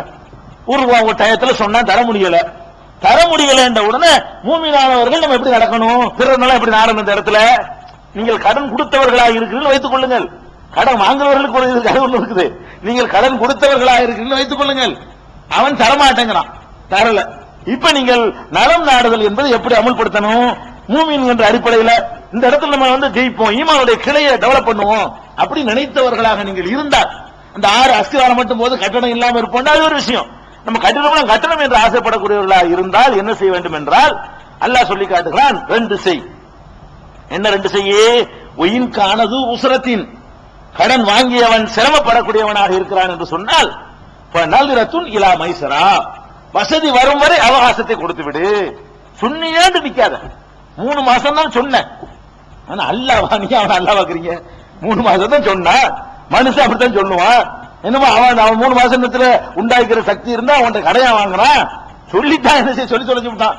முடியல. அவன் மனிதன். முடியாது. நம்மளே எத்தனை விஷயங்கள் முடியாம போகுது, சொன்னபடி முடியாம போயிருது. பெரிய பெரிய நிலையில உள்ளவங்களுக்கு முடியாம போயிடுது. அப்ப நீங்க என்ன செய்யணும்னு கேட்டா, இங்க வாப்பா முடியலங்கறியா, நீ வந்து நான் கேட்கிறேன் சொல்லாத, எவ்வளவு நாள் உனக்கு தர ஏறும் சொல்லு, நீ நான் சொல்லு எவ்வளவு நாள் உனக்கு தர ஏறும், ஒரு மாசத்துல இல்ல இன்னும் நல்ல டைம் எடுக்கப்போ கரெக்டா சொல்லுப்பா, முடிஞ்சு பாவியாகிறப்பா என்று முடிஞ்ச அளவுக்கு. அப்போ அதிரத்தும் இலா மைசரா, வசதி வரும் வரை, வசதி தான் டைம் சொல்றாங்க, டைம் கூட சொல்ல, ஒரு மாசம் கூட சொல்லல. அல்லாஹ் டைம் கொடு, கடன் வாங்கினவனுக்கு டைம் கொடுக்க சொல்லும் பொழுது ஒரு மாதம் டைம் கொடுத்து பாருன்னு சொல்லவே இல்ல, அல்ல 6 மாசம் டைம் கொடுத்து பாருன்னு சொல்லல, வசதி வரைக்கும் டைம். இது எல்லாம் ஈமான் கிளை டெவலப் ஆகும் நமக்கு. இப்படி எல்லாம் நம்ம நடந்து கொண்டோமே ஆனால் என்ன செய்யும், ஈமானுடைய கிளை வந்து அதிகமாகும். அதிரத்தும் இலா மைசரா, வசதி வரும் வரை அவகாசத்தை கொடு. இது ஒன்னாச்சா. அதுக்கடுத்து எல்லாம் சொல்றான், அந்த சத்தகு கைருள்ளக்கும், அதை தர்மம் கொடுத்து விட்டுட்டு சொன்னா சிறந்தது போ. டைம் கொடுத்த அல்லாஹ் எப்படி சொல்றான் பாருங்க, இந்த வட்டி வாங்குற யுகத்துல உலகத்துல கொடுத்த காசு கணக்கு போட்டு வாங்குறதுல வந்து அப்ப மகனுக்கு மத்தியிலாம் வட்டி, மாமா மருமகனுக்கு மத்தியில வட்டி, பொண்டாட்டி புருஷனுக்கு மத்தியில வட்டி, எல்லாம் கொடுக்கல் வாங்கலுமே வட்டியை அடிப்படையாக கொண்டு நடக்கிற இந்த யுகத்துல இந்த மார்க்கம் சொல்லுது, அடுத்தவன் நலன் தாண்டா உனக்கு முன்னாடி நிக்கணும், உன் நலத்தை முன்னாடி நிறுத்தாத. அவனுக்கு இப்ப முடியல பேச, அவனை வச்சு பேசு, போனால உன்னை மறந்துரு, அவனுக்கு இப்ப முடியலப்பா, வாங்கிட்டான் கடனை கொடுக்க முடியல, என்ன செய்ய சொல்ற, சாவ சொல்றியா, தற்கொலை தொலைறான். வாங்கின கடனை கொடுக்க முடியாம கடன் கொடுத்தவர்கள் கேட்கிற இந்த கேள்விக்கு பயந்து கொண்டு டெய்லி குடும்பத்தோட தற்கொலை. இது வராத பேப்பர் இருக்குதா, குடும்பத்துடன் தற்கொலை. என்ன தற்கொலைக்கு என்ன காரணம், கடன் தொல்லை காரணம். கடன் தொல்லைன்னா என்ன, நான் என் பையன் திட்டுவானோ, கடனை கொடுத்து விட்டு வந்து வாசல் கத்துரு, கொஞ்சம் மாணவ சொல்லி சொல்லி பார்ப்பான். இப்படியே இதா இருந்தவன வெளியே நடமாட முடியாது, மொத்தமா பண்டாட்டி பிள்ளைக்கெல்லாம் வெஸ்த வாங்கி கொடுத்து காலியாயிரும். அப்ப நம்மள்ட்ட என்ன வரணும், மனிதாபிமானம். அப்படி அவன் தான் முஃமின், அவன் தான் முஸ்லீம், அதுதான் ஈமான். அல்லாஹ் அப்படிதான் விரும்புறான். அப்ப வாந்த சத்தகு கைருள்ளக்கும், நீங்கள் அதை விட்டு கொடுத்து தர்மமாக கொடுத்து விடுவது. கொடுத்துட்டீங்க கடனை தரவே அடுத்த மறுபடியும் தயவு சொன்னாலும் இப்படித்தான் சொல்லுவான்னு நல்லா தெரியுது. 3 மாசம் தயவு சொல்லுவான், 3 மாசத்துக்கு தரவே மாட்டான்னு தெரியுது. அப்ப பொய் பாதுகாக்கிற விட்டுட்டு நீ 3 மாசத்துல தரமாட்ட, நீ வந்து இதுக்காக பண்ண வேண்டிய நல்லவனா இருப்பா, நீ மன்னிச்சுன போ, தர்மமா வச்சுக்க என்று சொல்லி விடுவது உங்களுக்கு சிறந்தது. இதெல்லாம் வந்து ரொம்ப கஷ்டம், ரொம்ப கஷ்டம். ஆனா இந்த கஷ்டப்பட்டு இதை உண்டாக்கிதான் ஆகணும். நம்ம மறுமையில வெற்றி பெறுவதற்கு இதெல்லாம் கூட எடுத்துக்கு தள்ளிடும் சொர்க்கத்துல. நம்மள்ட்ட பெரிய பெரிய மிஸ்டேக் எல்லாம் கூட இருக்கலாம், இது கொண்டாந்து முட்டு கொடுத்து தள்ளி விட்டுருங்க. வயதுல பேலன்ஸ் திராசை இடம் போடும்போது 50 கிராம் குறையும், இது அந்த 50 கிராம் நின்றும். நம்ம மனுஷங்கிற முறையில தப்புகள் பண்ணிருப்போம், சொர்க்கத்துக்கு போறதோ நரகத்துக்கு போற இப்படி பேலன்ஸ் பண்ணிட்டு இருக்கையில எங்கிட்டு போறது தீர்மானிக்க முடியாம இருக்கும்போது இது வந்து ஒரு இந்த கடன் வாங்கணும் வரும், அது வந்து நிக்க முடியாது. இந்த அந்த கணக்கு பார்ப்பா சரியா டேலி ஆயிரும் போயிடும் மாதிரி. அப்ப அந்த மாதிரி இது 280 2வது சூரா பக்ராவுல 280 அல்லாஹ் சொல்லி காட்டுகிறான். இந்த மாதிரியான தன்மைகளை கடன் கொடுக்கக்கூடியவர்கள் வளர்த்துக் கொள்ள வேண்டும். ஒண்ணு, பெருமானார் ஸல்லல்லாஹு அலைஹி வஸல்லம், இது வந்து நான் சொன்னேன் அல்லாஹ் அப்படி கணக்கு பார்த்து தள்ளிடுவான்னு சொல்லி, அதை நானா சொல்லல, அது இதெல்லாம் தேடி ஆக்கி விட்டுருவான்னு சொன்னேன். அப்படி ரசூலுல்லாஹ் சொன்னதான் நான் சொல்றேன், ஹதீஸ்ல அப்படி இருக்குது. ரசூல் ஸல்லல்லாஹு அலைஹி வஸல்லம் சொல்றாங்க, அதாவது முந்தைய சமுதாயத்தில் ஒரு மனிதர் வந்து கடன் கொடுக்கிறவராக இருந்தார், ஒரு வியாபாரி இருந்தார். யுதாயினுன் நாஸ், மக்களுக்கு கடனாகவே கொடுப்பார். அந்த வியாபாரி மக்கள் கஷ்டப்படுறாங்கன்னு அந்த கடனை வச்சுக்க அப்படின்னு சொல்லி விடுவார். அப்ப வந்து அவரு கொடுத்த கடனை வந்து வாங்கின கடனை கொடுக்க முடியாத கஷ்டப்படுறவரை கண்டாரையானால் தன்னுடைய வேலையாளுக்கு கூப்பிட்டு சொல்லுவாரு, இந்த அந்த ஆள் கஷ்டப்படுறாப்பு தெரியுது, 2-3 தடவை கேட்டு பார்த்து தர்ற மாதிரி தெரியல, வருமானம் இல்ல, குடும்பத்திலையும் விசாரிச்சு விட்டேன், ஆளு அவன் தர முடியாத போல இருக்குது, நீங்க தள்ளுபடி பண்ணிருங்கப்பா அப்படின்னு சொல்லிடுவாராம். வேலைக்கார கூப்பிட்டு கடனை கொடுத்துட்டு அவன் ஆய்வு பண்ணுவாராம். ஆய்வு பண்ணிவிட்டு இருந்தாலும் தரவே முடியாது, சில பேர் இருக்காங்க அவனுங்க தள்ளுபடி பண்ணவே கூடாது, தொழிலா நடத்துறவன், இங்க வாங்கிட்டு அங்கேயும் வாங்கிட்டு சேர்க்கிறது, அதிகப்படுத்துறது, அப்படிப்பட்டவனுக்கு செய்யக்கூடாது. அவன் வந்து ஏமாறக்கூடாது இருக்கு மார்க்கத்தை தனியா வராது, ஏமாறக்கூடாது. கடன் வாங்குறான், விசாரிக்கிறோம், உண்மையில இந்த ஆளுக்கு முடியல நல்லா தெரியுது, இந்த மாதிரி மனித சக்திக்கு உட்பட்டு விசாரிக்கிறோமோ தெரியுது. அப்ப விசாரிச்சு என்ன செய்வாரா, தஜாவசு அன்ஹு, அவரை விட்டு கொடுத்துருங்கப்பா அப்படின்னு சொல்லிடுவாராம். உடனே வந்து சொல்லும்போது சொல்லுவாராம், நம்ம இவன் தர்றதை அப்படி விட்டு கொடுத்துருவீங்களேன், அல்ல நம்மள விட்டு கொடுத்துருவாங்க அப்படி அவன் சொல்லுவாரா, காரணம் சொல்லுவாராம். முந்தின சமுதாயத்தோட நல்லடியார் வந்து நம்ம இந்த மாதிரி ஒரு 1000 ரூபாய் மன்னிச்சுடுவீங்க, அல்ல இதுக்கு எத்தனை பெருசா மன்னிதான் மன்னிச்சு விட்டுருவாங்கல்ல, நமக்கு நன்மை எத்தனை முடியும், அதனால விட்டுருங்க பேசாம அப்படின்னு சொல்லுவாராம். இப்படி சொன்ன காரணத்தினால் தஜாவஸல்லாஹு அன்ஹு, அல்லாஹ் அவர் அங்க கணக்கு பார்க்க நினைச்சிட்டான், விட்டுட்டான். அது இன்னொரு இது வந்து புகாரியில வந்து 2078வது திசையில பார்க்கலாம் நீங்க, 2078 2077 இருக்கிறது. இந்த ஹதீஸ்ல. இன்னொரு அறிவிப்புல எப்படி இருக்குன்னு கேட்டா, இவனோட நான் என்ன மட்டமா நல்லா கேட்பானா, இவன் ஒரு அடியானுக்கு 1000 ரூபாய் மன்னிப்பானா, நான் மன்னிக்க மாட்டேன், அதுக்கு மேல உள்ள கொண்ட சொர்க்கத்துக்கு போகணும், இவனை சொர்க்கத்துக்கு போக சொல்லு. அப்படி இந்த கருணைகளை என்னோட போட்டிக்கு வர்றான இவன், அதுக்கு மேல நான் கருணை காட்டுறப்போ இப்படி சொல்லு சொர்க்கத்தை தள்ளுவானா. அப்ப எப்படிப்பட்ட ஒரு இந்த ஈமானுடைய கிளை யூஸ் ஆகுதுன்னு பாருங்க. வெறுமனே நம்பிக்கை மட்டும் இல்ல, இந்த ஒரு கடன் விஷயத்துல தர முடியாதவனுக்கு தள்ளி விடுறான், டிஸ்கவுண்ட் பண்ணி விடுறான். அந்த மாதிரி பண்ணின உடனே அவன் சொர்க்கத்துக்கு போறதுக்கு இது காரணமா இதுன்னு பெருமானார் ஸல்லல்லாஹு அலைஹி வஸல்லம் சொல்றாங்கன்னு சொன்னா, அப்ப இதுல நம்ம கவனம் செலுத்தணும். இதெல்லாம் கவனம், இதெல்லாம் ஈமான், இதெல்லாம் முஃமின்கள்ட்ட இருக்க வேண்டிய பண்புகளா இருக்கணும். இதுதான் பிற நலம் நாடுவது, கடன் பட்டவன் நலனை நாடுகிறோம். அதே மாதிரி நம்ம கடன் வாங்குறவரை வச்சுக்கிறோம். நம்ம கடன் வாங்குறோம், வாங்கிட்டோம்னு சொன்னா கண்டிப்பா கொடுக்க முடியும். அப்படி இருந்தும் கடனை கொடுக்காம டிவி வாங்குவோம், கடனை கொடுக்காம பீரோ வாங்குவோம், கடனை கொடுக்காம பொண்டாட்டிக்கு செயின் வாங்குவோம், கடனை கொடுக்காம புடவை வாங்குவோம். ஒரு வாழ்வதற்கு ஒரு அவசியத்துக்கு கடனை வாங்கிட்டோம். கடன்கிற திருப்பி கொடுக்கிற கடமையில உள்ளது. ஷஹீது கூட கடன் வாங்கிட்டு மௌத்தா போனா மன்னிக்கப்பட மாட்டான். கடன்கிறது பெரிய ஒரு சிறப்பான ஒரு காரியம்லாம் கிடையாது. அது அடுத்தவனுடைய காசு நம்மகிட்ட இருந்து கொண்டே இருக்கிறது. அதை கொடுக்கலன்னா மறுமையில வந்து கேட்டானா அமர் தான் கொடுக்க வேண்டி இருக்கும். கடனை வாங்கிட்டு மூத்தா போயிட்டோம்னா அங்க இங்க கேட்டுட்டான்னா இங்க கொடுத்துடலாம். மூத்தா போயிட்டோம், அங்க கேட்டா எதை கொடுப்போம்? மோசடி செய்யல, ஒண்ணும் செய்யல. இன்னும் அல்ல நியாயம் வழங்குறவன்ல அங்க கேட்பான், யாரெல்லாம் 1000 ரூபாய் தராம போயிட்டான், என்னப்பா கொடுக்கணுமா? ஆமா 1000 ரூபாய் இங்க செல்லாதுப்பா, 1000 ரூபாயெல்லாம் என்ன செய்ய போற? தொழுகை கொடுக்குறியா, நோம்பு கொடுக்குறியா? இது என்ன ஆகும்? நம்ம கதை யோசிச்சு பாருங்க. இந்த மாதிரி நம்மள போய் கொடுத்த கடன்கிறது சுமாரில விரும்பவே கூடாது. கடனுக்கு ஆசைப்படுறது, அதை தள்ளுபடி செய்யறது எப்படி செல்வந்தர்களுக்கு சொல்லப்படுதோ, நீங்க வாங்குற ஸ்டேஜ்ல வந்தால் முடிஞ்ச அளவுக்கு தவிர்த்துருங்க. கடன் வாங்குறதுங்கிறதுல நாட்டமே வைக்காதீங்க. முடிஞ்ச அளவுக்கு பல்ல கடிச்சு நல்லா இருந்துச்சு பார்ப்போம், இதுக்கு கடன் வாங்கணும் ஒருத்தன் போயிட்டு. அல்லாது மயஸ்தகனி யுகனில்லா, எவன் தேவையில்லை என்று உறுதியாக நினைக்கிறானோ அவனை அல்லாஹ் தேவையற்றவனாக ஆக்குவான். கேட்க மாட்டேன்னு உறுதி எடுத்துப்பாரு, அல்லாஹ் அது இல்லாம ஆக்குவான், அந்த செலவு இல்லாம ஆக்கி விட்டுவான்ல. நீ என்ன அல்லாஹ் உனக்கு உதவி செய்யற பொறுப்பு அவன் ஏத்துக்கிட்டு இருக்கான். நீ கடன் கேட்காட்டாலும் அவன் தான் செஞ்சு ஆகணும் உனக்கு. மமாமின் தாபத்தின் இல்ல அலல்லாஹி ரிஸ்குஹா, எந்த ஜீவனாக இருந்தாலும் ரிஸ்க் அவன் பொறுப்பை அவன் பொறுப்பு, ரிஸ்க்கு அவன் பொறுப்பாளி. இப்ப நான் ஒரு 1000 ரூபாய் வாங்கினா தான் என் கதை ஓடும், நான் கணக்கு பண்றேன். ஆஹா, வாங்கி நான் மூத்தாய் விட்டால் என்னுடைய கெப்பாசிட்டி என்ன, நாளைக்கு அதை கொடுக்க இயலுமா, என் வருமானம் என்ன, இந்த வருமானத்தில் இருக்கிறோம் நான் போட்டு கடனை வாங்கிட்டு மூத்தா போயிட்டு நான் என்ன ஆகுவேன்? வேணாம், கஷ்டப்பட்டுக்கிறேன்னு நினைச்சா கஷ்டப்பட விட மாட்டான்ல. 1000 வழி அவன் எத்தக்கில்லா, யார் அல்லாஹுவை பயப்பட்டு அஞ்சுகிறானோ அல்லஹு மகரஜன், அவனுக்கு ஒரு மீளும் இடத்தை அல்லாஹ் காட்டுகிறான், ஏற்படுத்துகிறான். நீ மீள்வதற்கு இடம் இல்லைன்னு நினைக்கிற, ஒரு மீட்சி பெறக்கூடிய இடத்தை அல்லாஹ் காட்டுகிறான். நினையாப்புறத்தில் இருந்தவனுக்கு அல்லாஹ் செல்வத்தை தருகிறான். ஒரு கட்டத்தில் கடனுக்கு ஆசைப்படாது. சர்வசாதாரணமா கடன் வாங்குறது, அது கடன் வாங்குறதுங்கிற ஆளுக்கு இப்படி வாங்குறதுனாலதான் வாங்கணுங்கிற அவசியத்தில் உள்ளவனும் கிடைக்க மாட்டேங்க. எதனால கடன் கொடுக்கிறவர்கள் செல்வந்தர்கள் எத்தனை சதவீதம் இருப்பாங்க? 1000ல் 5 இருப்பாங்க. கொடுக்க ஒரு நல்ல தரமான கடன் தேவைக்கெல்லாம் மிஞ்சி அதிகமா வச்சுக்க கூடியவர்கள் 1000க்கு 10 இருப்பாங்க. வாங்குறவன் 1000 பேர் போனா எத்தனை பேர் கொடுப்பாங்க? கண்டவர்களும் எல்லாரும் போய் முட்டும் போதுதான் கடன் கிடைக்க வேண்டியவனு கிடைக்க மாட்டேங்குது. ஒரு மருத்துவத்துக்கு கிடைக்க மாட்டேங்குது, ஆபரேஷன் செத்து போயிருவான், அவன் கொடுக்க மாட்டேங்கிறாங்க. ஏன்? அந்த நேரத்தை வாங்கிட்டு வருவான், ஒண்ணுமில்லாத வாங்கிட்டு போயிருப்பான், உருப்படாத வாங்கிட்டு போயிருப்பான். இருக்கிற பில்டிங்க பெருசா கட்டு கடன் வாங்குவான். ஏன்னா பில்டிங் கட்டாட்டி ஒண்ணு நல்லா கேட்பானா? இருக்கிற பில்டிங்ல வாழ்க்கை நடத்து அல்லா தரும்போது 2 பில்டிங்க கட்டிக்குவான். இப்ப என்ன இருக்கிற பில்டிங்க பெருசாக்குறதுக்கு வாங்கணுமா? அப்ப இந்த மாதிரி எல்லாம் நீ கடன் வாங்கினா சாவ கிடக்கிறவனுக்கு, ஒரு நல்ல ஒரு ஆத்திரவசத்தில் உள்ளவனுக்கு ஒரு மருந்து வாங்குறதுக்கு ஒரு மாத்திரை அதுக்கு கடன் வாங்க கிடைக்க மாட்டேங்குது. அப்ப இந்த கடன் விஷயத்துல என்ன செய்யணும்? ஆசைப்படவே கூடாது. எவ்வளவுக்கு உறுதியா நீங்க நினைக்கிறீங்களோ அவ்வளவுக்கு உறுதியா நிக்கணும். கடன்கிறது வேணாம்.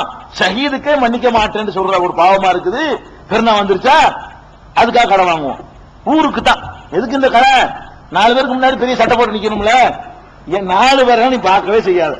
பெருநாளைக்கு புது ட்ரெஸ் எடுக்கணும்னா மார்க்கத்தில் கடமை கிடையாது. இருக்கிறது நல்லதா அணிஞ்சிக்க, அவ்வளவுதானே. இந்த சட்டையை போட்டு பெருநா சொல்றது செல்லாதா? இந்த சட்டையை போட்டுட்டு பெருநாவு சொல்றது எல்லாம் ஏத்துக்க மாட்டானா? இது புதுசா ஒண்ணு எடுக்கணுமா? நான் சக்தி இருந்தா எடுக்கிறேன், இல்லைன்னா எடுக்க மாட்டாங்க. கடன் வாங்கணுமா, பிச்சை வாங்கணுமா? அப்ப கடன் வாங்கித்தான் எடுக்கணுங்கிற எண்ணத்தை நீங்க கைவிடணும், வரவே கூடாது. அப்ப சரி, ரசூலுல்லாஹ் சொல்றாங்க அநியாயம் இருக்கிற ஷிர்க், இணை வைத்தல், அது ஒரு பெரிய அநியாயம். அதே மாதிரி ரசூலுல்லாஹ் சொல்றாங்க மத்தலுல் கனியுல் முன், வசதி உள்ளவன் லேட்படுத்துவது அநியாயம். கடன் கொடுக்க முடிஞ்சவன் கொடுக்கிறத தாமதப்படுத்துவதும் அநியாயம். உனக்கு முடியும் இருக்குது, இவன் என்ன செய்யறான்? இருக்கிறத வச்சுக்கிட்டு கடன் கொடுக்க மாட்டேங்கிறான். கடன் கொடுக்கிறதுக்கு மண்ணுமோ அவன் கை காசை அவன்கிட்ட வாங்க போய் ஈஸியா வாங்கிட்டு வந்துடுற. உன் காசு இல்ல, இது நீ கடனை வாங்கி இருக்கிற உன் காசு, அது அவன் காசு. அது இன்னொருத்தன் காசை வச்சுக்கிட்டு இருக்கிற, அதை கொடுக்கறதுக்கே மனசு வர மாட்டேங்குது. ஈமான் இல்லன்னு அர்த்தம். ஈமானுடைய கிளை வரல. நீ வாங்காம இரு, நீ ஈமான்ல உனக்கு உறுதியா இருக்கிறேன்னு அர்த்தம். வாங்கிட்டியா கொடுக்கணும் கொடுக்கணும், அதையே நியத்து வைக்கணும். என்ன பாடுபட்டாவது கொடுக்கணும், என்ன கஷ்டப்பட்டாவது கொடுக்கணும் என்று அந்த தாமதப்படுத்தாமல் இருக்க வேண்டும் என்று இதெல்லாம் நலம் நாடுவாங்க. நலம் நாடுதல் ஈமானுடைய கிளைன்னு சொல்லிவிட்டு இவன் வாங்குறவனுக்கு நலம் நாடுறாங்க. உனக்கு இதாண்டா நல்லது, உனக்கு துன்யாவிலும் நல்ல கடன் வாங்கி செலவு செய்ய ஆரம்பிக்கிறவன் எல்லாம் என்ன செய்வான்? சக்திக்கு மீறித்தான் செய்வான். கடன் என்பது ஓசி மாதிரி இவன் நினைத்துக் கொண்டிருக்கிறான். கடன் இல்லைன்னு வைங்களேன், நிறைய பொருள் வீட்டில் வாங்கவே மாட்டான். கடனை தவணை கொடுக்கறான்னு வைங்க, அது 2 மடங்கு வட்டி போட்டாலும் சரி, என்னவா இருந்தாலும் சரி, பீரோ வாங்குவான், கட்டில் வாங்குவான். 1000 ரூபாய் சம்பளம், அதுல மிச்சம் முடிக்கிறேன்னு சொல்லிட்டு 500 ரூபாய் அதுக்கு கொடுத்து, ஏன் இது உனக்கு இதெல்லாம் தேவையில்லாத நம்ம சுமைகள் நம்மளா சுமத்திக்கிறோம். கடன் வாங்குற எண்ணம் வரும்பொழுதெல்லாம் நம்ம நம்மளா கஷ்டத்தை சுமத்திக்கிறோம். நல்லா தெரிஞ்சுக்கலாம். நீங்க கடன் வாங்கலேன்னு இருந்து பாத்தீங்க, உங்க வாழ்க்கை வேற மாதிரி இருக்கும். அல்ல அந்த திருப்திங்கிறான, கொஞ்சத்துல திருப்தி, கனாத், கொஞ்சத்தை கொடுத்தாலும் பறக்கத்துங்கிறான, அதை அப்படி வாழ்க்கையில் அனுபவிச்சு பார்க்கலாம். அதனால எவ்வளவு அல்லா இருந்தாலும் சரி கடன் வாங்க மாட்டேன், அதுல உறுதியா நிக்க வேண்டும். அதே மாதிரி மனிதனுக்கு உயிர் போகிற நேரத்தில் ஹராமெல்லாம் ஹலாலாகும். அப்படியான ஒரு கட்டம் உங்களுக்கு வந்துருச்சுன்னா போய் கடன் கேட்கலாம். இதை யாபத்தில் வச்சுக்கணும். அதே மாதிரி இவர் எப்படிலாம் நலன் நாடுறாங்கன்னு பாருங்க. ஒரு வியாபாரி இருக்கலாம், ஒண்ணு விடலைங்க, அடுத்தவர் நலனை நாடுன்னு சொல்லிவிட்டு ஒவ்வொன்றையும் போய் தலையை விட்டு சூசல பாக்குறாங்க. அடே இதுல இப்படி நாடுற, இப்படி செய்யக்கூடாதுடா, இப்படி செய்யடா. ஒரு வியாபாரத்துல அப்படி, ஒரு கொடுக்கல் வாங்கல அப்படி, ஒரு கல்யாணத்துல அப்படி, எல்லாத்திலையும் நலம் நாடு, அடுத்தவன் நலம் நாடு, சுயநலம் பார்க்காத. எப்படி சொல்றாங்கன்னு கேட்டா, ஒருத்தர் வியாபாரம் பேசிட்டு இருக்காரு. இது எவ்வளவு? நான் ஒரு வியாபாரி, இது என் விலை கேட்கிறாரு. நான் என்ன சொல்றேன், 10 ரூபாங்கிறேன். 10 ரூபான்னு பேசிட்டு இருக்கேன். அங்கிருந்து ஒருத்தர் ஒண்ணுதான் இருக்குது, மறுபடியும் பஜார்ல கிடைக்காத பொருள். ஒரு ஆள் வர்றாரு, 12 ரூபாய் எனக்கு தாங்க. 10 ரூபாய்க்கு பேசிட்டு இருக்கான் ஒருத்தன், 12 ரூபாய் எனக்கு தாங்கிறாரு. இப்படி செய்யறவங்களை பாக்குறீங்களா இல்லையா? இது கர்ச்சிப்புல நீங்க பார்க்க மாட்டீங்க, ஒரு வீடுல பாப்பீங்க. ஒரு வீடு வாங்குறான் ஒருத்தன், ஒன்னு என்ன செய்யறது, போன் பண்ணி நான் வாங்கிக்கிறேன், 2 ரூபா கொடுக்கறேன். இது இருக்கா இல்லையா? ஒரு நல்ல பிடித்த ஒரு சொத்தா இருக்குன்னு வைங்களேங்க, அதை வாங்கினாலும் கூட கொடுத்து வாங்குற தயாரா இருக்கீங்கல்ல. இது அவனுடைய நலத்தை பறிக்கிறது இல்லையா? அது அவன் போய் கேட்காம கொடுக்கறவன், வாங்குறவன் அவனுக்கு 2 ரூபா குறைச்சு கிடைச்சுன்னா அவனுக்கு நல்லா கொடுக்குற கிஃப்ட் கொடுத்துட்டு போறான். அதுலயே நீ போய் நுழைஞ்சுக்கிட்டு அவனுக்கு கொடுக்காம நான் வாங்கணுங்கிறதுக்கா நீ பேசுற? ஒரு கட்டத்திலையும் ஒருவன் பேசிய வியாபாரத்தை அவன் விடுற வரைக்கும் அடுத்தவன் பேசக்கூடாது. இது இஸ்லாத்தினுடைய கட்டாயமான கட்டளை. ஈமான் இருக்குமையானால், பிறர் நலம் நாடுறதா இருந்தால் ஒரு மூமின் என்ன செய்யக்கூடாது? லா யபியு பாலுக்கும் அலா பைஇ அஹீஹி, உங்களில் எவருமே மற்றவருடைய வியாபாரத்திற்கு மேல போய் வியாபாரம் செய்ய வேண்டாம். ஒருவர் செய்து கொண்டிருக்கிற வியாபாரத்திற்கு மேல இன்னொருத்தர் வியாபாரம் செய்யக்கூடாது. இது விற்கிறதுக்கு மட்டும் இல்ல, வாங்குறவருக்கு தான். ஒரு கடையில நான் போய் கேட்கிறேன், ஒரு பொருளை கேட்கிறேன், இது எவ்வளவுன்னு பேசிட்டு இருக்கிறேன். அவன் 10 ரூபா வாங்குறான். பக்கத்து கடையில இருந்து இங்க வா, இப்படி கூப்பிடுறது, 9 ரூபாய் அங்க பாத்துருக்கீங்களா? இதெல்லாம் இது நடக்குதுங்க. நான் ஒரு கடையில போய் கேட்டா எனக்கு நானும் அவனு பேசிக்கிடுவோம். அவனுக்கு என் மூலம் ரிஸ்க் கிடைக்கணும் இருந்தா எல்லாம் கொடுப்பான். நான் விளங்கி எனக்கு பிடிக்கலன்னு நான் போகலாம். இன்னொரு கடையில் இருந்துட்டு வேற காட்டி கூப்பிடுவாங்க. பாத்திருக்கீங்களா? இது நடக்குது நாட்டுல. இது ஹராம். அதாவது 2 பேரும் செய்யறது ஹராம். நீ நலம் நாடுவதா இருந்தால் அவங்க 2 பேரையும் விடு. இவன் வேணான்னு முடிவு எடுத்துட்டு போய் நீ போய் வாங்கு, அல்ல இந்த கடை வேணான்னு முடிவு எடுத்து வேற கடைக்கு வரட்டும். ஒரு கடையில வாங்கிட்டு இருக்கிறவனை போய் நீ போய் கூப்பிடுறது, ஒருத்தன் வித்துக்கிட்டு இருக்கும் போது அதை போய் கெடுக்கிறது, இதெல்லாம் என்ன இல்ல, மார்க்கத்தில் கூடவே கூடாது. பெரிய ஹராம், பச்சை ஹராம். இத பெருமானார் ஸல்லல்லாஹு அலைஹி வஸல்லம் அவர்கள் சஹீஹுல் புகாரில நீங்க பார்க்கலாம். 3140, 2139 இந்த ஹதீஸ்ல எல்லாம் ஒருவன் செய்யற வியாபாரத்துக்கு மேல இன்னொருத்தர் வியாபாரம் செய்யக்கூடாது, விற்கிறது பண்ணக்கூடாது, வாங்குறது ஒரு காலத்துல ஆசைப்படாது. மனசு தூண்டு. அப்படியே என்ன தூண்டு?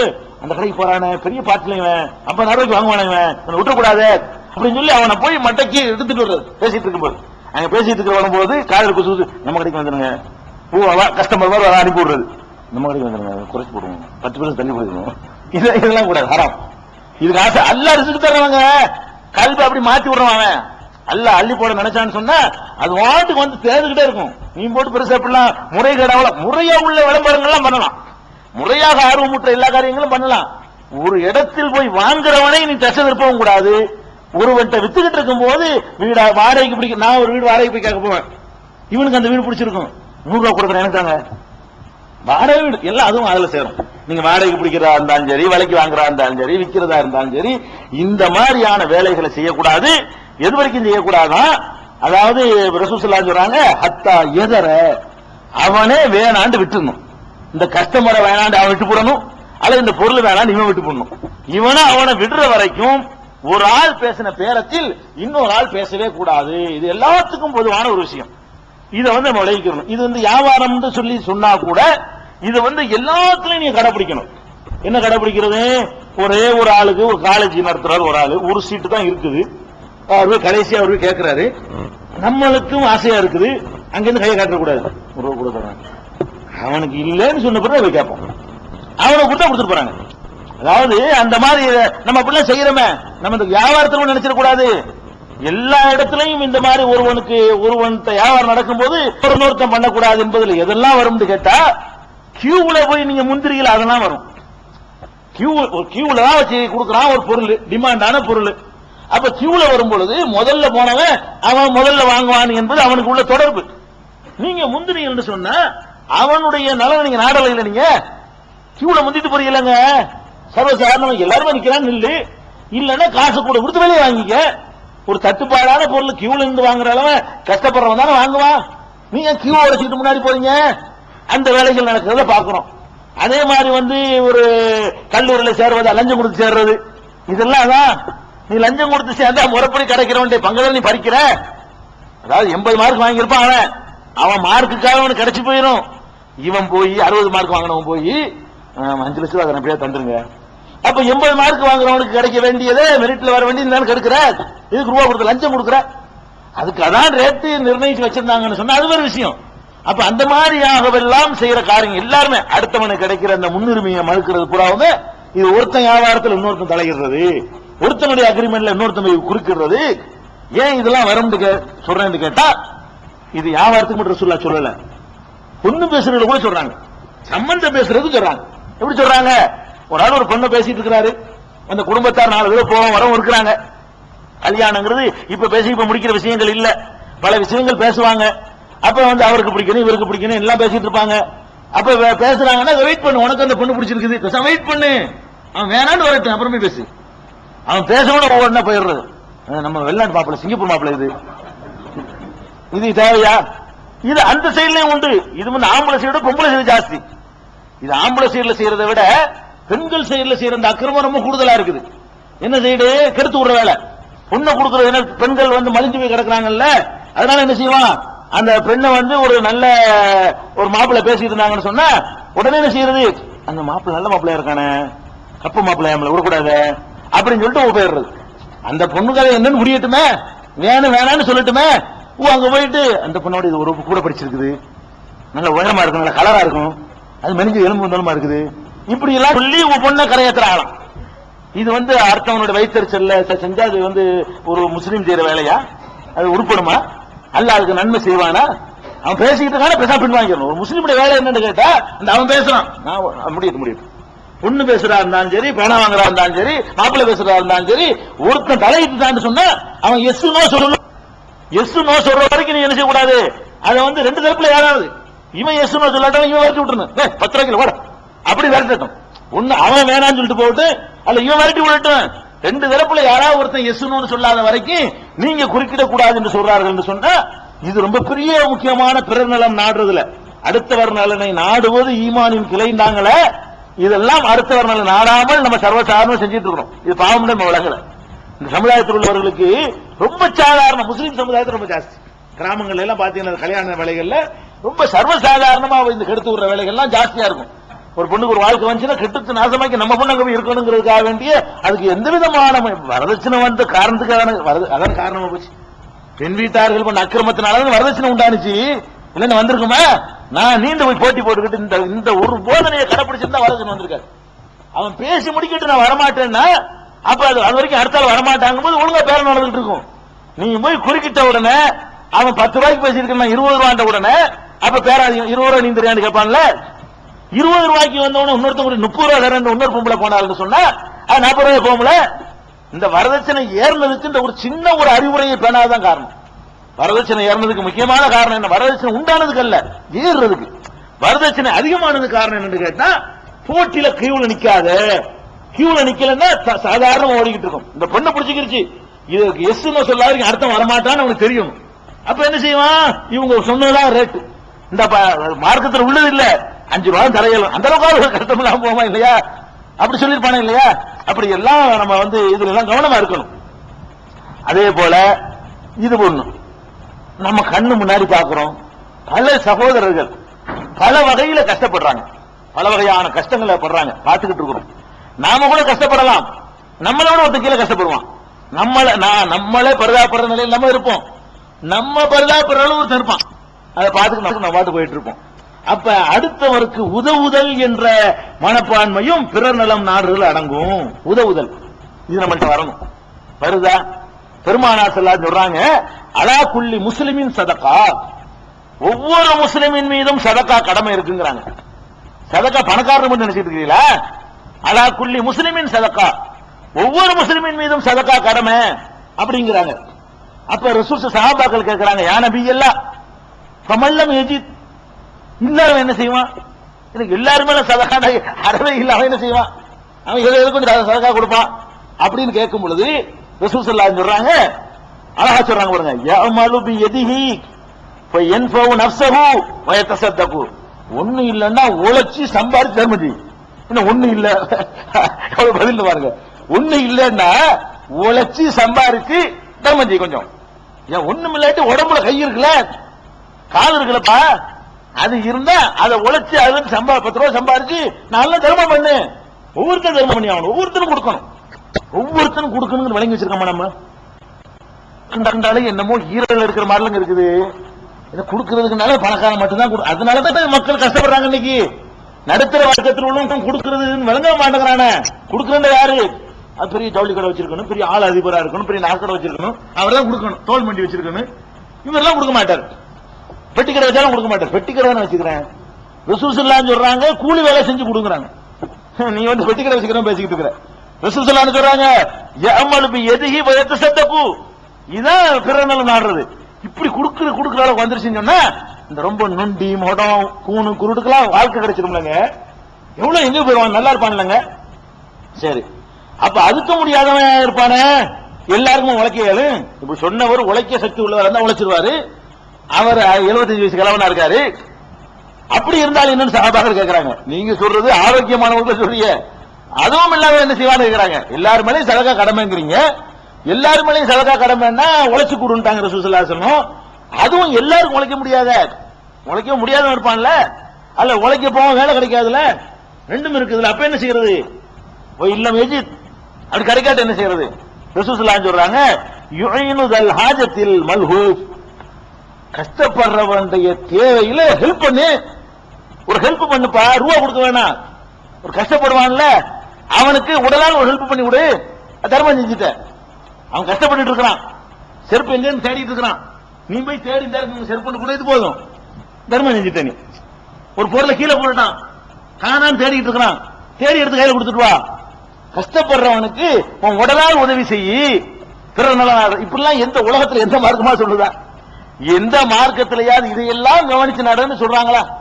அல்லாஹ்வுடைய மார்க்கமா இருக்கனால சொல்லப்படுது, இது தூய்மையான மார்க்கமா இருக்கனால அப்படின்னு சொல்றாங்க. அதுக்கு ஏண்டா தானே செய்ய முடியும்? இவனே அடுத்த ஆள் எடுத்து கொடுக்குற அளவுல இவன் இருந்தாண்டா, இவன் என்ன செய்வான்? அப்ப சஹாபாக்கள் விடுற மாதிரி இல்ல, அவங்க கேட்கிறாங்க, அதுக்கு இல்லாட்டி என்ன செய்யறது? ஃபைல்ல வச்சுது, அதுக்கு முடியாது என்ன செய்யறது சொல்லுங்க? எல்லாருமே சதகா கடமைங்கிறீங்க, இருக்கிறவன் கொடுத்துருவான், ஒரு தடகாத்திரம் உள்ளவன் உழைச்சு கொடுத்துருவான், ஏதோ உடல் உழைப்பு கொடுத்து ஏதோ ஹெல்ப் பண்ணக்கூடியவன் அதையா செஞ்சிருவான். அதுக்கு முடியாட்டி அவன் என்ன செய்யறது? எல்லாருக்கும் நீங்க சொன்னீங்களே, அவன் என்ன பண்ணுவான் அப்படின்ன உடனே கடைசியா ரசூல் ஸல்லல்லாஹு அலைஹி சொல்றாங்க, ஒல் யும்சிக் அனி ஷர்ரி, கஷ்டப்படுத்தாம சிரமம் கொடுக்காது, சிரமம் கொடுக்காமல் இருந்து விடு, அது சதகா. அப்போ அடுத்தவனுக்கு கஷ்டம் கொடுக்காம இருப்பான், அது போதும். உன்னால ஒண்ணும் கொடுக்க முடியலன்னா உன்னால கஷ்டம் கொடுக்காமையா அது அடுத்தாள்கிட்ட உன் வேலை நீனே பாரு, பிறட்ட வந்து எதுவும் கேட்காத என்று பெருமானார் ஸல்லல்லாஹு அலைஹி வஸல்லம் சொல்றாங்களே. இதெல்லாம் எதுக்கு? இப்படியான ஒரு சமுதாயம் எப்படி அடுத்தாலும் எப்படியா உதவணும், கஷ்டப்பட்டு சம்பாதிச்சாலும் உதவணும், காசு கொடுக்க முடியாட்டாலும் உடலாளையாச்சும் கரண்ட் பில் கட்ட நாம கட்டிட்டு வந்தாங்க. ஒரு வசதியும் இல்ல ஒருத்தனுக்கு, சரி நமக்கு ஒரு தர்மத்தை எல்லாம் கடமையாக்கி இருக்கிறான், காசு தான் கொடுக்க முடியல, அப்ப ஏழை வீடுகள் இருக்கும், கரண்ட் பில் கட்டணுமா நான் கொண்டு கட்டுறோம் வந்தாங்க, வாக்காளர் எடுக்கணுமா கூட்டு போறேன், எவ்வளவு வேலைகள் இருக்கு, கடை ஜாமான் வாங்கி தரணும் கொண்டா வாங்கி தர்றேன். இதெல்லாம் வந்து உனக்கு கையில இருந்து காசு போற விஷயம் இல்ல, அம்மா என்ன செய்வான் கமிஷன் அடிப்பாங்கல்ல, அது வேற இருக்கு, அது வந்து தப்பு, அது பிராடு. நம்ம ஹெல்ப் தான் பண்ண சொல்லுது சதகா. இது சஹீஹுல் புகாரியில 1445வது ஹதீஸ்ல நீங்க பார்க்கலாம். அதே மாதிரி ரசூல் ஸல்லல்லாஹு அலைஹி வஸல்லம் கேக்குறாங்க, அய்யுல் அமலி அஃலலு, அமல்லையே சிறந்தது என்ன ரசூல்ட்ட கேக்குறாங்க, அமல்ல சிறந்த அமல் எது?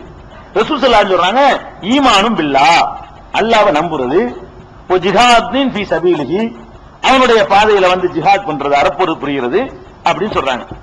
அப்ப அடுத்த கேள்வி கேட்கிறாங்க, ஐயுர் ரிகாபி அஃலலு, அடிமைகள்ல யாரை விடுதலை செய்வது சிறந்தது? ரசூல் ஸல்லல்லாஹு அலைஹி சொல்றாங்க, அலாஹா தமனன், விலை கூடுன அடிமையை வாங்கி செலவு பண்ணு, யார் ரொம்ப ரேட்டு கூடுன இருக்கானோ அந்த அடிமையை வாங்கி செலவு பண்ணு, அது சிறந்ததுங்கிறாங்க. அப்ப அவர் கேட்கிறாரு, இப்ப இல்லம் அப்பல், இதெல்லாம் எனக்கு செய்ய முடியாவிட்டால் நான் என்ன செய்யறது அப்படின்னு கேட்கும்போது ரசூல் ஸல்லல்லாஹு அலைஹி சொல்றாங்க, துஈனு லாயன், பொருளை காணடித்துட்டான்ல காணாக்கிட்டான்ல அவனுக்கு போய் ஹெல்ப் பண்ணு, தேடி கொடு. அல்லது அவ தஸ்ன அலி அகரக்க, தொழில் செய்ய வேலை செய்ய தெரியாதவனுக்காக நீ வேலை செய், உழைக்க தெரியாதவனுக்காக வேண்டி நீ என்ன செய்ய வேலை செஞ்சு கொடு, அவனுக்கு வேலையை செய்ய தெரியல, இப்படிதான் செய்யணும், இந்த மாதிரி தான் செய்யணும், போய் கூட மாட உட்கார்ந்து ஒத்தாசை பண்ணு.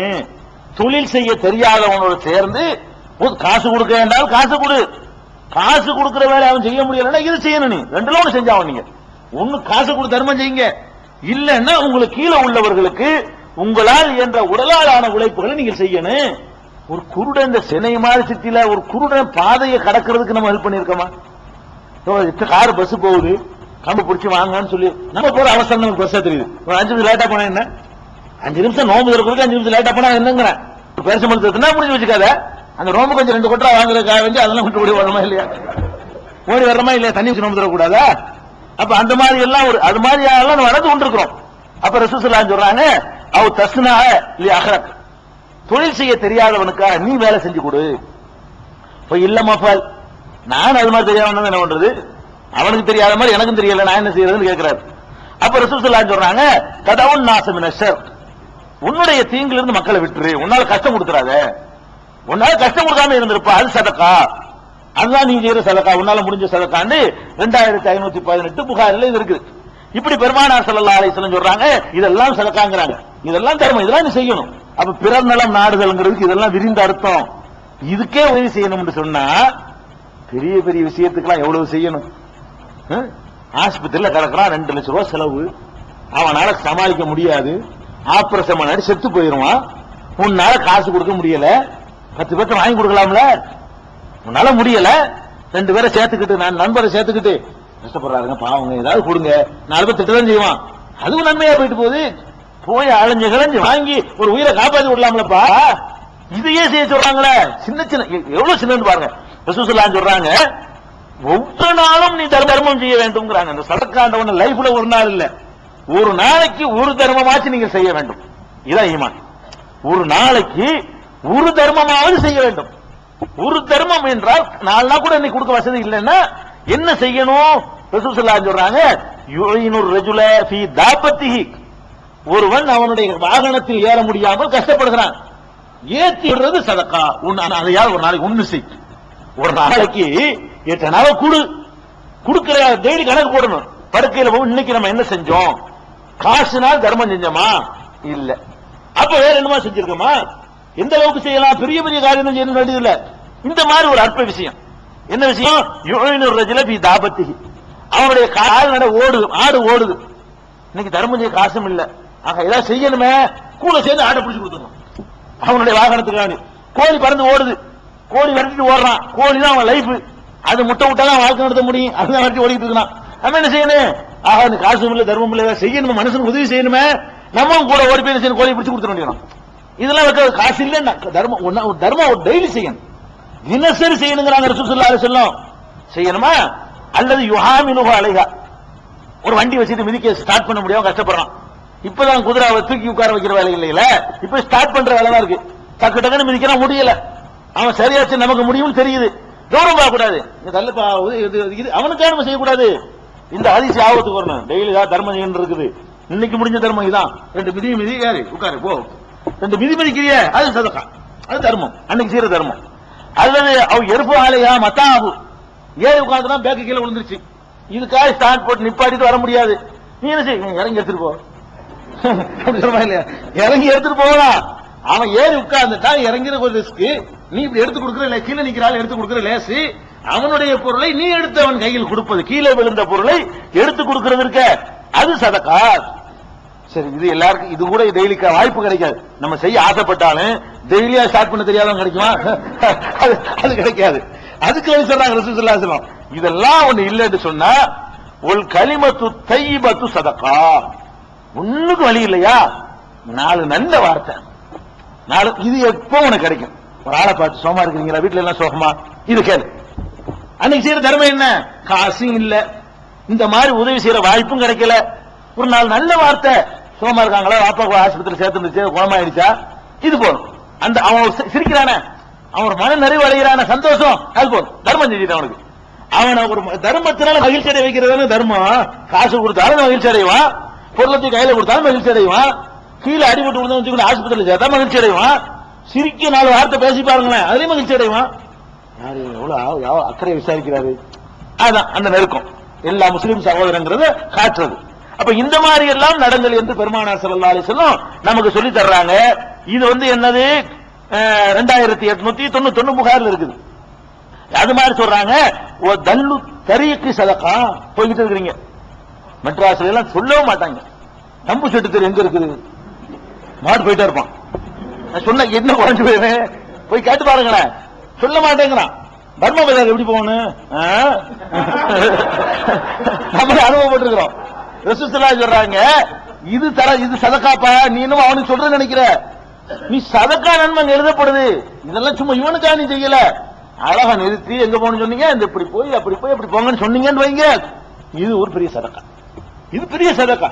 அல்ல உங்களுக்கு ரூட்டு சொல்ல தெரியலன்னா, எப்ப தெரியல, நீங்க இந்த விபத்து கேளுங்க தெரியும், அதுக்குரிய ஒரு ஆளை காட்டி கொடுத்தீங்கன்னா அது சதக்கா. இதெல்லாம் ஒரு கடமை. இப்படியான ஒரு பண்பாடுகளை வளர்த்துக்கிறீங்கன்னு சொல்லி ரசூல் ஸல்லல்லாஹு அலைஹி வஸல்லம் சொல்றாங்க. 2891 இது புகார்ல இருக்குது. இது மாதிரியான ஒரு காரியங்களை எல்லாம் சொல்லிக் கொள்ள வேண்டும். இதெல்லாம் நம்ம பிறர் நலம் நாடுதல்ல வருது.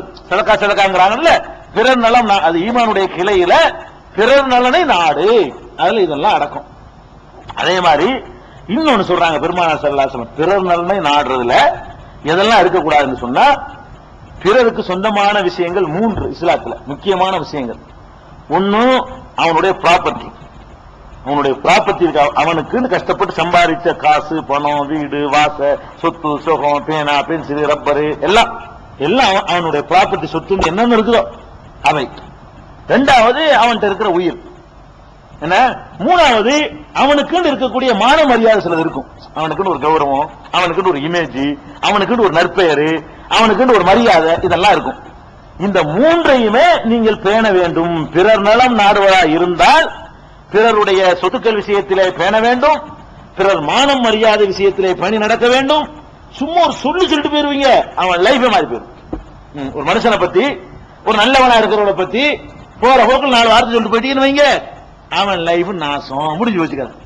அவனுக்கு கடன் கொடுக்க மாட்டான். நல்ல நேர்மையான ஒருத்தனா இருப்பான், அவனை போயிட்டு இவனுக்கு கடன் கொடுத்துட்டாரு, இவன் ஆள் பயங்கர டேஞ்சரான ஆளு, இது ஒண்ணு நீங்க செயல நினைச்சிட்டு இருக்கிறீங்க.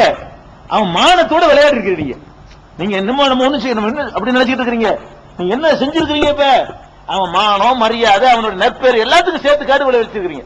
அவன் பெருமானார் ஸல்லல்லாஹு அலைஹி வஸல்லம் சொல்றாங்க, எப்ப சொல்றாங்க, கடைசி ஹஜ்ஜில, உங்களுக்கு தெரியும் இந்த ஹதீஸ், பல தடவை கேட்ட ஹதீஸ். கடைசி ஹஜ்ஜில உரை நிகழ்த்தும் பொழுது என்ன மாசம்னு கேட்கிறாங்க.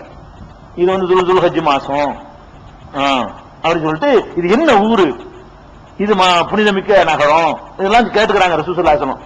சொல்லிவிட்டு, இது புனிதமிக்க ஊர் தானே, இந்த ஊர்ல சில தனி சட்டங்கள் இருக்குதுல, இந்த ஊர்ல சில காரியங்கள் செய்யக்கூடாது, ஹராம் ஷரீஃப்ல புற்புண்டுகளை கிள்ளக்கூடாது, மெட்ராஸ்ல புற்புண்டுக்குள்ள கிள்ளலாம், ஹரமுக்குள்ள மக்காவுக்குள்ள போயிட்டா புற்புண்டுகளை கூட புடுங்க கூடாது, பறவைகளை கூட வேட்டையாடக்கூடாது, வேட்டை பிராணிகளை ஒண்ணும் செஞ்சிடக்கூடாது. அப்ப அந்த மாதிரியாக நடக்க வேண்டிய இடம் இருக்குது. இந்த மாசம் புனிதமானது, இந்த இடம் புனிதமானது, இந்த நாளும் புனிதமானது. புனிதமான இடத்தில், புனிதமான மாதத்தில், புனிதமான நாளில் நீங்கள் எப்படி நடப்பீர்களோ அப்படித்தான் உங்கள் மொத்த வாழ்க்கையிலும் அடுத்தவன் சொத்துக்கள் விஷயத்தில் நடக்க வேண்டும். அடுத்தவனுடைய மானம் விஷயத்தில் 365 நாளும் நீங்கள் புனிதமாக கருத வேண்டும். அடுத்தவனுடைய மானம் உயிர் விஷயத்துல புனிதமாக கருத வேண்டும். அப்ப என்ன அர்த்தம்? பிறருடைய காசு பணங்களை ஒரு தம்பிடியை கூட எடுத்துடக்கூடாது, ஆசைப்படக்கூடாது, புனிதமானது. நான் கேட்கிறேன், நீங்க ஒரு பிராடு பண்ற ஒரு மனநிலை பெற்றவர் வச்சுக்கிருவோம், பள்ளிவாசல்ல போய் செய்வீங்களா? யாராச்சும் பள்ளிவாசல்ல செஞ்சிட்டேன்னு வைங்க, உங்களை ஒரு ஆள் ஓசியா நீங்க பிக்பாக்கெட் அடிக்கிற உங்க தொழில், உதாரணத்துக்கு தான் அதை செய்யறது உங்க தொழில், கலப்படம் பண்ற தொழில், ஏமாத்துறது தொழில், லாட்டரி தொழில், பிராடு தில்லு முள்ளு தொழில் வச்சுக்கிருவோம். காபத்துல்லாவுல உட்கார்ந்து செய்வான ஒருத்தன் செய்ய மாட்டான்ல, அந்த இடத்துல செய்ய மாட்டான்ல, இங்க செய்யறது அப்படி நினைக்கிறீங்கள? அப்படித்தான் எல்லா நேரமும் நினைக்கிறாங்க ரசூலுல்லாஹ் ஸல்லல்லாஹு. பிறருடைய காசுன்னு வரும்பொழுது காபத்துல்லாவுல போய் நீ அங்க உள்ள ஒரு பொருளை கலாண்டு வருவியா? கலாங்க மாட்டேன். ரசூலுல்லாஹ்வுடைய மஸ்ஜித் நபவியில போய் ஒரு பொருளை உருவிட்டு வருவியா? ஒரு பல்ப கலாண்டு வந்துருவியா?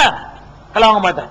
அப்ப அதுல எப்படி நீ புனிதம் மதிக்கிறியோ அதே மாதிரி தான் இது யாருடையதுன்னு பாரு. உன்னுடையது இல்லையா புனிதம், அம்மாடி இது தொடக்கூடாது, நம்ம இது இல்லை, இது நம்ம இது இல்ல, புனிதமா. அதாவது எப்படி காபத்துல்லாஹ் புனிதமோ அந்த மாதிரி அடுத்தவன் சொத்துக்கள் எல்லாம் புனிதம். அடுத்தவனுடைய சட்டை புனிதம், அடுத்தவனுடைய பேனா புனிதம். சட்டையை கழட்டி போட முடியல, தூக்கிட்டு எடுத்து போயிடுறாங்க. சட்டையை கழட்டி போட்டு ஒளிச்சிய போனா பாக்கெட்ல உள்ளதை காணும். எத்தனை சகோதரர்களுக்கு காணும். பள்ளிவாசல்ல தொழுது திரும்பி பார்த்து செருப்ப காணும். தொழுது பள்ளிவாசல்ல தொழுதுட்டு பார்த்தா காணா, செருப்ப காணும். நல்லா இருந்தவன அப்படி ஆசை வருது. யார் ராமசாமி தூக்கிட்டு போனா? யார் தூக்குறா? நம்மள உள்ள ஒருத்தான் தூக்குறான், தெரியல அவனுக்கு. ஏன்னு கேட்டா அதனுடைய புனிதம் விளங்கல அவனுக்கு. பிறர் பொருள் என்பது புனிதம், தொடக்கூடாது. பிறருடைய மான மரியாதை என்பது புனிதம், தொடக்கூடாது. இதுல கவனமா வச்சுக்கணும். எப்படி சொல்லி ரசூல் ஸல்லல்லாஹு அலைஹி வஸல்லம் இது என்ன, இந்த ஹதீஸ மட்டும் புகார்ல ரொம்ப அதிகமாக இடம் பெற்றிருக்கிற ஒரு ஹதீஸ் என்று இதை சொல்லலாம். நிறைய நூல்கள் எடுத்தாலும் நிறைய இடத்துல வரும். இந்த ஹதீஸ் எல்லா நூல்கள்லையும் வருது. புகாரில மட்டும் பாத்தீங்கன்னு சொன்னா 67, 105, 1739, 1742, 4406, 5550, 6043, 6785, 7078, 7447 இம்புட்டு இடத்துல வருது. இவ்வளவு இடங்கள்லையும் அடுத்தவனுடைய பொருட்கள் புனிதமானவை, அடுத்தவனுடைய மானம் புனிதமானவை, அடுத்தவனுடைய உயிர் புனிதமானவை. உயிரை தொடாத, அடுத்தவங்க உயிருக்கு உழ வச்சிடாத, கொண்டு விடாத. கொலை செய்யற விஷயத்துல காபத்துல்லாவை இடிக்கிற மாதிரி நினை.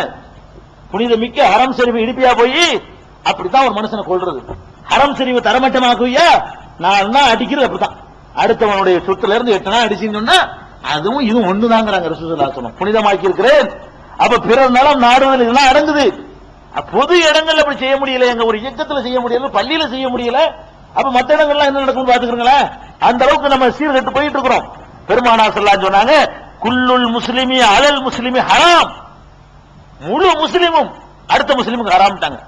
ஒரு முஸ்லிமுடைய முழுசும் அவனுடைய சட்டை அடுத்தவனுக்கு ஹராம். அவனா கொடுத்தாலே தவிர, அவன் தொப்பி அடுத்தாளுக்கு ஹராம், அவன் பேனா அடுத்தாளுக்கு ஹராம், அவனுடைய பனியா அடுத்தாளுக்கு ஹராம். அற்பமான பொருள் தானே, பழைய வேட்டி தானே துடைக்கிறதுக்கு வச்சிருப்பான், அதுவும் ஹராம். அவன் இதை துடைக்கிறதுக்கு வச்சிருந்தாலும் அது அவனுக்கு உரியது, அதையும் தொடக்கூடாது. நீ குல்லுல் முஸ்லிமி, முஸ்லிமுடைய முழு பொருட்களும் அலல் முஸ்லிமி ஹராம். இன்னொரு முஸ்லிமுக்கு ஹராம் என்று சொன்னார்கள். இன்னும் விளக்கமா சொன்னார்கள், தமுஹு, அவனுடைய உயிர் ஹராம், எடுத்துறாத. மாலுஹு, அடுத்தவனுடைய பொருள் உனக்கு ஹராம். வஇர்லுஹு, அவனுடைய மான மரியாதை உனக்கு ஹராம் என்று பெருமானார் ஸல்லல்லாஹு அலைஹி வஸல்லம் இப்படியெல்லாம் சொல்ற காட்சியை பார்க்கணும். அடுத்தவங்க காசு ஆசைப்பட்டாத. இது சஹீஹ் முஸ்லிம்ல 4650வது ஹதீஸா இருக்கு. பிறர் நலம் நாடுதல் என்ற இந்த ஒரு கிளை மட்டுமே விரிவா போயிட்டே இருக்கும். என்ன நம்மள்ட்ட வாழ்க்கையில கடைப்பிடிக்கிற சடங்குக்காக நம்ம நடத்தல. இன்னைக்கு என்ன கேட்டோமோ அதை கடைப்பிடிக்கணும். இந்த புனித ரமலான் மாதத்துல, குர்ஆன் அருளப்பட்ட மாதத்துல நம்மளை பக்குவப்படுத்துவதற்காக நோன்பு கடமையாக்கப்பட்டிருக்கிற இந்த மார்க்கத்துல இதுல எல்லாம் பக்குவம் வரணும். சபதம் எடுத்து போகணும். இன்னைக்கு என்ன கேட்டோம்? கடன் வாங்கி இருந்தால் கொடுக்க இன்னைக்கே முடிவு பண்ணுவோம். கடன் இருக்கும் பொழுது நம்ம பொருள் வாங்க வேண்டாம், ஆடம்பரமா எதுவும் வாங்கிட வேண்டாம். அதே நேரத்தில் கடன் பட்டவர்கள் கஷ்டப்படுவார்களே, ஆனால் அதை முடிஞ்ச அளவுக்கு லேட் அவகாசம் கொடுப்போம் அல்லது தள்ளுபடி செய்வோம். ஒருவர் பேசுற கல்யாணத்தையோ ஒருவர் பேசுற வியாபாரத்தையோ போய் நம்ம போய் கெடுத்து விட வேண்டாம், அதுல கவனமா இருக்கணும். இப்படி என்னென்னலாம் நீ கேட்டீங்களோ அந்த விஷயங்களை கடைபிடிக்கணும். டெய்லி கொஞ்சம் கொஞ்சம் கேட்டாலும் அதை கடைபிடிக்கக்கூடியவர்களாக நம்ம ஆகணும். மீதி விஷயத்தை என்றால் வழியில் கிடைத்த பொருள் வருது, வழியில் கிடைத்த பொருள் என்ன செய்யணும் கேட்கிறாங்க. எல்லாமே வருது, சுற்றுலாசலம் சொல்லாம எல்லாம் இல்ல, எல்லாம் சொல்லிட்டு போயிருக்கிறாங்க. அது அடுத்தடுத்த நாட்கள் இன்ஷால்லா அது குறிப்பில் இருக்கு, உங்களுக்கு டைம் இல்லாதனால சொல்லல. அது வருது. அது சகோதரர் கேட்டிருக்காரு, ஓவியம் வரைகிறவர்களுக்கு நிரந்தர நரகம்னு சொன்னீங்களே, அப்ப என்ன செய்யறன்னு கேட்டிருக்காரு. ஓவியம் வரைஞ்சவர்களுக்கு நிரந்தர நரகம்னு சொல்லல, நரகம்னு சொன்னமே தவிர என்ன சொல்லல, நிரந்தர நரகம் 3 பேருக்கு தான் நிரந்தர நரகம். ஒருத்தர் கேள்வி கேட்டார் வரும்போது, அதுக்காக அந்த பதில் ஓவியம் வரைபவர்களுக்கு நரகம் இருக்கே தவிர நிரந்தர நரகம் 3 பேருக்கு தான். அல்லாவுக்கு இணை வைக்கிறவர், வட்டி வாங்குறவர், கொலை செய்யறவர், வேணா தற்கொலையும் சேர்த்துக்கலாம். இதுதான். அதாவது தலாக்கு கொடுத்த பிறகு வரதட்சணை கொடுத்த பணத்தை திருப்பித்தா என்று கட்டாயம் செய்து காவல்துறையில் மாப்பிள்ளையை பிடித்துக் கொடுப்பது சரியா? அதாவது தலாக்கு வாங்கியாச்சுங்க, தலாக்கு வாங்கின தலாக்கு கொடுத்தவன வரதட்சணை வாங்கி இருக்கிறாரு, அதை திருப்பி கேட்கிறாங்க, வரதட்சணை திருப்பி கொடுறான்னு கேட்கிறாங்க, மாட்டேங்கிறாரு. போலீஸ்ல கம்ப்ளைண்ட் கொடுத்து என்ன செய்யலாம், அதை வாங்கலாமா? வரதட்சணை தான் கேட்கிறாங்க, வரதட்சணையா வாங்கலாம், திருப்பி கொடுத்துட வேண்டியதானே? அதான் அது நியாயம். இவன் சக்தி உட்பட்டு எங்க நியாயம் கேட்கிறான், நம்ம நாட்டில் தான் முடியும். அப்படி பண்ணாதான் கிடைக்கும் வழி, 2 மிதி மிதிச்சாதான் கொடுப்பாங்க. ஆமா.